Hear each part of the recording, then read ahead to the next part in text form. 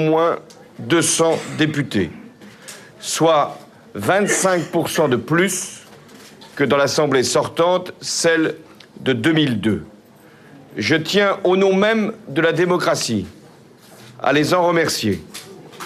Par ce vote, nos concitoyens ont entendu installer d'abord une force face au nouveau pouvoir, permettant l'équilibre et le contrepoids indispensable en démocratie. Mais ils ont voulu aussi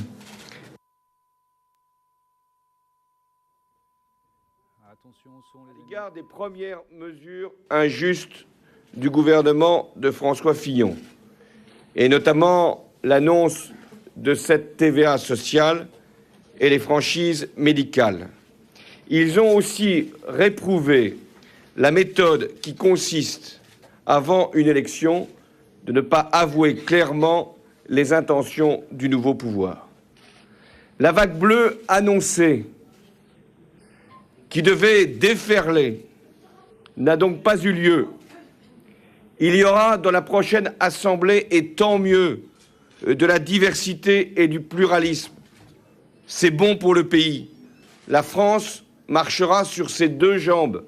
Une majorité, car il y a une majorité, et je la reconnais, et qui doit avoir un gouvernement, et une opposition, celle que la gauche, et notamment le Parti socialiste, va incarner. Je reste néanmoins lucide sur la situation. Le Parti socialiste s'est redressé, au-delà même de ce que certains pouvaient même espérer. Mais en même temps, l'abstention reste forte.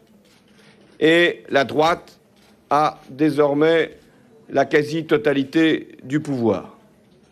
Et c'est pourquoi les socialistes sont confrontés à une double exigence. Ils doivent être une opposition utile au pays, qui critique chaque fois que c'est nécessaire, mais qui propose sur chaque sujet, et nous le ferons. Et le second défi, c'est de tirer toutes les leçons des scrutins qui viennent de se dérouler, nous renouveler autant qu'il sera possible, et déjà dans la future Assemblée, il y aura grâce à nous plus de femmes, et je l'espère, plus d'élus issus de notre diversité. Et puis rénover la gauche, la refonder si c'est nécessaire, et c'est nécessaire, pour qu'elle constitue l'alternative indispensable pour les échéances futures. Merci.